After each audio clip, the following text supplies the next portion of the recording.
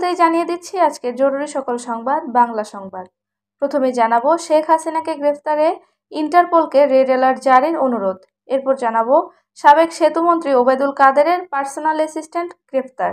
এরপর জানাবো বঙ্গবন্ধুর ছবি সরানো নিয়ে দেওয়া বক্তব্যের জন্য রিজভির দুঃখ প্রকাশ। সর্বশেষ জানাবো জলবায়ু সম্মেলনে বিশ্বের শীর্ষ নেতাদের সঙ্গে প্রধান উপদেষ্টার বৈঠক। এতক্ষণ শুনছিলেন শিরোনাম, বিস্তারিত থাকছে প্রতিবেদনে। সাবেক প্রধানমন্ত্রী শেখ হাসিনাকে গ্রেপ্তার করতে রেড অ্যালার্ট জারির জন্য আন্তর্জাতিক পুলিশ সংস্থা ইন্টারপোলের কাছে অনুরোধ জানিয়েছে আন্তর্জাতিক অপরাধ ট্রাইব্যুনালের চিফ প্রসিকিউটরের কার্যালয়। আজ মঙ্গলবার দুপুরে সাংবাদিকদের এ তথ্য জানান চিফ প্রসিকিউটর মোহাম্মদ তাজুল ইসলাম। গত রোববার এই অনুরোধ জানানো হয়েছে বলেও জানান তিনি। মোহাম্মদ তাজুল ইসলাম বলেন, শেখ হাসিনা যেহেতু মানবতা বিরোধী অপরাধ সংগঠনের অভিযোগে অভিযুক্ত, তার বিরুদ্ধে গ্রেপ্তারি পরোয়ানা পেন্ডিংয়ে আছে, কিন্তু বাংলাদেশের জুরিসডিকশনের বাইরে তিনি চলে গেছেন। সে কারণে আন্তর্জাতিক পুলিশিং সংস্থা হিসেবে ইন্টারপোল যাতে তাকে গ্রেপ্তার করার ব্যবস্থা নেয় এবং তার ব্যাপারে অন্তত রেড অ্যালার্ট জারি করে, সেই ব্যাপারে আমরা অনুরোধ পাঠিয়েছি। আন্তর্জাতিক অপরাধ ট্রাইব্যুনালের কাছে আজকে দুটি আবেদন তুলে ধরেন চিফ প্রসিকিউটর। তার একটি আবেদনের পরিপ্রেক্ষিতে আদালত যাত্রাবাড়ী থানার ওসি জাকির হোসেন সহ 4 জন পুলিশ কর্মকর্তার বিরুদ্ধে গ্রেপ্তারি পরোয়ানা জারি করেছে।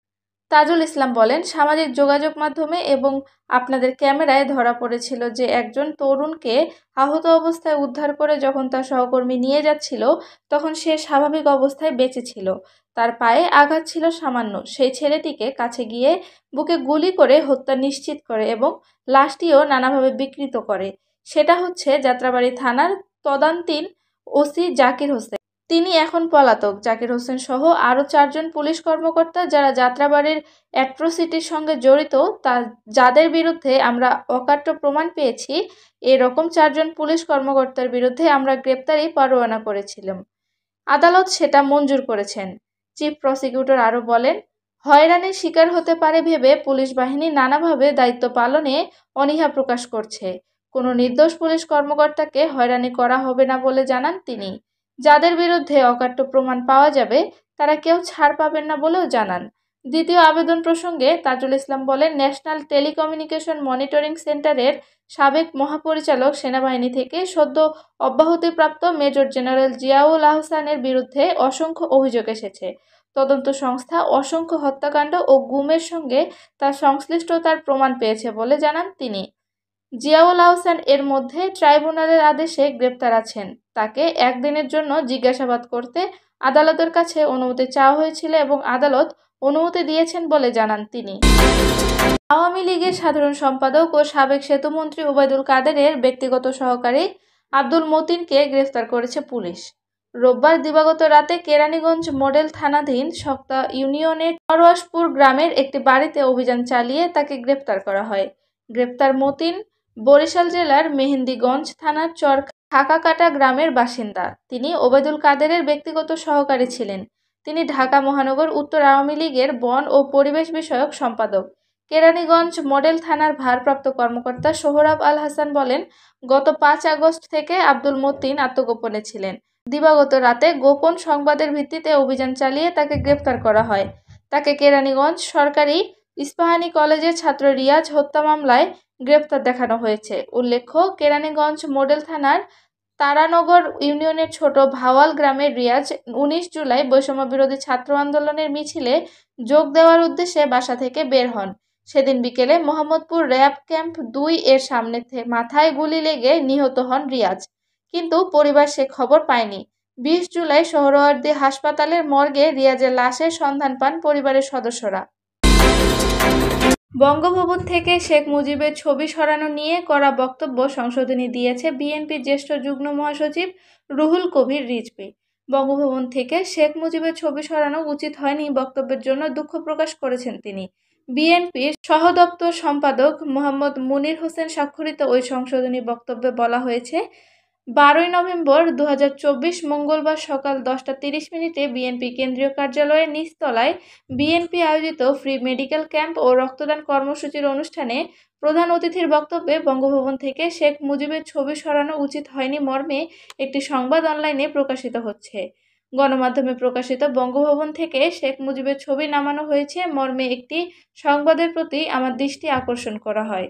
মনে করেছিলাম বঙ্গভবনের দরবার কক্ষে যেখানে সব রাষ্ট্রপতির ছবি থাকে সেখান থেকে শেখ মুজিবের ছবি নামানো হয়েছে। মূলত ছবিটি সরানো হয়েছিল বঙ্গভবনের অন্য একটি অফিস কক্ষ থেকে।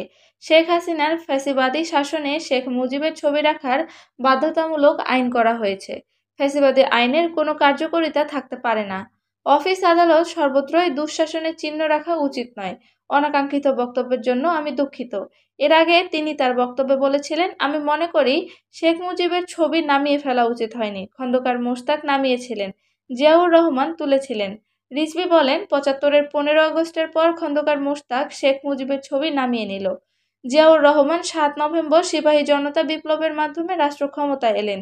জিয়াউর রহমান কিন্তু বঙ্গভবনে শেখ মুজিবের ছবি ফিরিয়ে আনেন। তার এই বক্তব্যে বিভিন্ন গণমাধ্যমে প্রকাশ পাওয়ার পর সমালোচনা শুরু হয় সামাজিক যোগাযোগ মাধ্যমে। আজারবাইজানের রাজধানী বাকুতে COP29 বৈশ্বিক জলবায়ু পরিবর্তন শীর্ষ সম্মেলনের উদ্বোধনী দিনে ব্যস্ত সময় পার করেছেন প্রধান উপদেষ্টা অধ্যাপক ডক্টর মোহাম্মদ ইউনূস। বিশ্বের অন্তত 20টি দেশের শীর্ষ নেতা এবং আন্তর্জাতিক সংস্থার প্রধানদের সঙ্গে সাক্ষাৎ করেছেন তিনি। এসব নেতাদের মধ্যে রয়েছেন তুরস্কের প্রেসিডেন্ট রিসেপ তাইয়েপ এরদোয়ান ও তুরস্কের ফার্স্ট লেডি, সংযুক্ত আরব আমিরাতের president Sheikh Mohamed bin Zayed Al Nahyan, লিখটেনস্টাইনের প্রধানমন্ত্রী ড্যানিয়েল রিস, মালদ্বীপের প্রেসিডেন্ট মোহাম্মদ মুইজ্জু, বসনিয়া ও হার্জেগোভিনার ইরানের vice president Shina Ansari, FIFA president Gianni Infantino, আলবেনিয়ার প্রধানমন্ত্রী এডি রামা, মন্টিনিগ্রোর প্রেসিডেন্ট জ্যাকব মিলাতোচিভ, বার্বাডোসের প্রধানমন্ত্রী মিয়া মটলি, ঘানার প্রেসিডেন্ট নানা আকুফো-আডো, ব্রাজিলের প্রবেশমন্ত্রী মেরিনা সিলভা প্রমুখ।